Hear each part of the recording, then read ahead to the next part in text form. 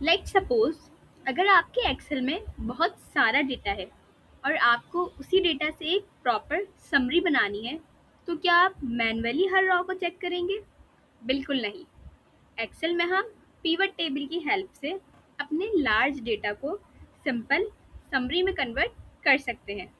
सो आज हम pivot table को बेसिक से स्टार्ट कर रहे हैं। अस्सलाम वालेकुम everyone, welcome back to Skill Nua by Hamna. आज के लेसन में हम एक्सेल में पिवट टेबल स्टार्ट कर रहे हैं।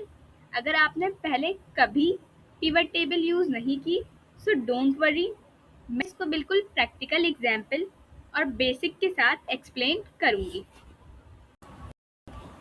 सबसे पहले हम डाटा को देखते हैं। अब आप देख सकते हैं यहाँ पर,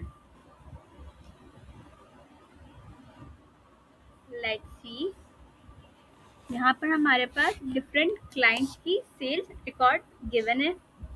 अब मेरे पास हर रॉ में सेल्स पर्सन, सर्विस, रीजन और सेल्स अमाउंट दिया हुआ है। अब अगर ये डेटा 10 रॉस के बजाय 100 या 1000 रॉस का हो जाए, तो रिपोर्ट बनाना हमारे लिए थोड़ा डिफ़िकल्ट हो जाता है।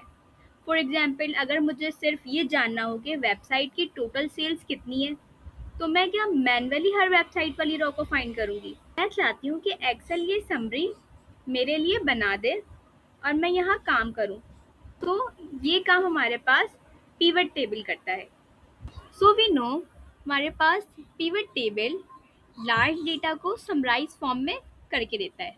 मीन्स कि हमारे पास अगर बहुत सारे डिटेल्स डेटा हों, तो हमारे पास पिवट टेबल उस डेटा को शॉर्ट और यूज़फुल रिपोर्ट में कन्वर्ट कर देता है। हम पिवट टेबल बनाते हैं। सबसे पहले मैं यहाँ अपने डाटा रिकॉर्ड में से किसी भी सेल को सेलेक्ट कर लूँगी। लेट्स सी, देन मैं यहाँ इंसर्ट टैब पर जाऊँगी और मुझे यहाँ सबसे पहले ही नज़र आ रहा है पिवट टेबल। मैं इस पर क्लिक करूँगी, लेट्स सी, एंड देन मैं यहाँ न्यू वर्कशीट पर सेलेक्ट करूँगी एंड ओके पे क्लिक कर दूँगी।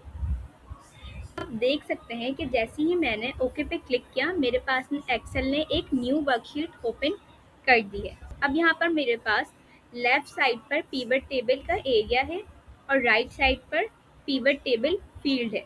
आप देख सकते हैं ये मेरे पास पिवट टेबल फील्ड है और ये पिवट टेबल का एरिया है। सो अब यहाँ पर मोस्टली स्टूडेंट कंफ्यूज हो जाते हैं। राइट साइड पर हमारे पास ओरिजिनल डेटा के कॉलम नेम्स है, जैसे डेट, सेल्स परसेंट, सर्विसेज, और नीचे यहाँ पे कुछ बॉक्सेस गिवन है। यहाँ पर filter, Ross, column and values. परेशान होने की बिल्कुल ज़रूरत नहीं है, मैं एक एक करके आपको सारी चीज़ें समझाती हूँ और इनका काम क्या है वो भी समझाती हूँ।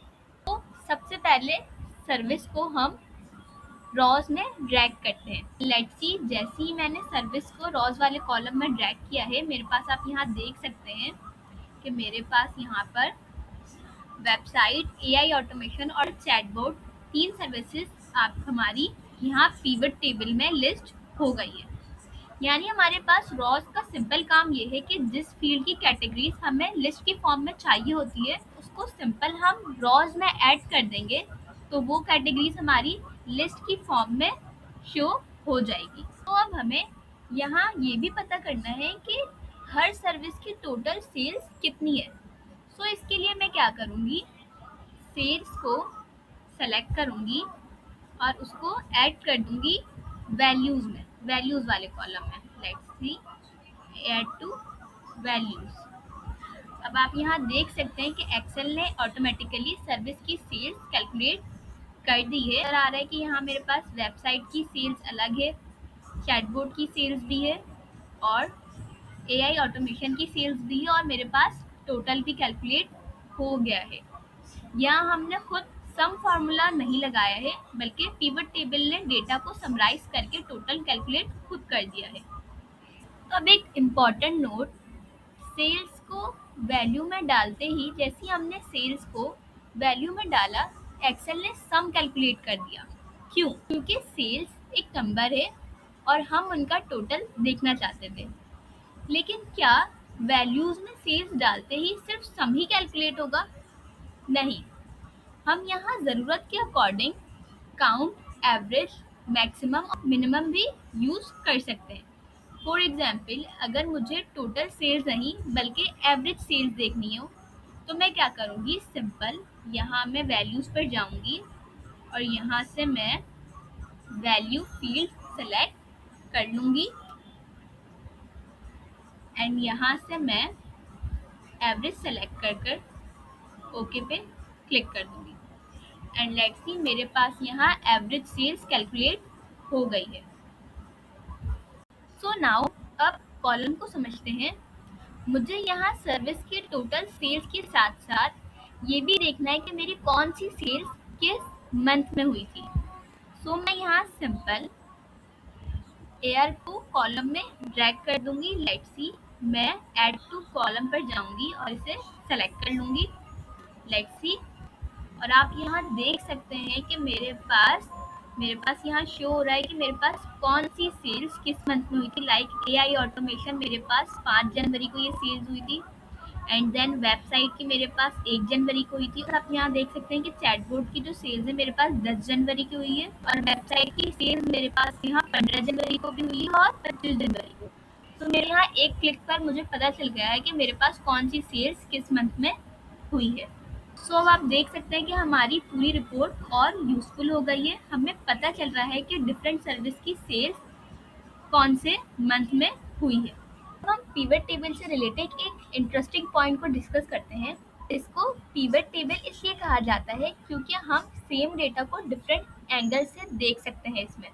फॉर एग्जाम्पल, अभी हम सर्विस के अकॉर्डिंग सेल्स को देख रहे हैं, लेकिन अगर सर्विस को हटाकर मैं सेल्स परसेंट को रॉ में ड्रैग कर दूं तो हम इस रिपोर्ट को सेल्स परसेंट के अकॉर्डिंग देखेंगे।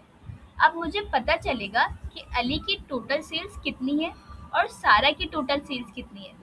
डेटा वही है, हमने ओरिजिनल डेटा चेंज नहीं किया है, सिर्फ उसको देखने का एंगल चेंज किया है। यही पिवट टेबल की रियल पावर है। सो अब आप खुद से ट्राई करें, इसी डेटा या डिफरेंट डेटा पर पिवट टेबल बनाएं और एक ही डेटा को डिफरेंट वेज में डिफरेंट तरीके से अरेंज करके देखें और ऑब्जर्व करें कि पिवट टेबल का रिजल्ट कैसे चेंज होता है। तो आज हमने पिवट टेबल को बिल्कुल बेसिक से समझा। सबसे इम्पॉर्टेंट बात यह है कि पिवट टेबल का पर्पस सिर्फ टेबल बनाना नहीं होता, बल्कि लार्ज डेटा को क्विकली समराइज और एनालाइज करना होता है। अगर आज का लेसन आपको समझ आया तो कमेंट में पिवट डन लिखें और अगर कहीं कंफ्यूजन हुई हो तो कमेंट में वो पार्ट बता दें, मैं उसको नेक्स्ट एपिसोड में सिंपल एग्जाम्पल के साथ एक्सप्लेन करूँगी। वीडियो हेल्पफुल लगी हो तो लाइक करें, चैनल स्किल नुआ बाय हमना को सब्सक्राइब करें। मिलते हैं नेक्स्ट वीडियो में। अल्लाह हाफिज़।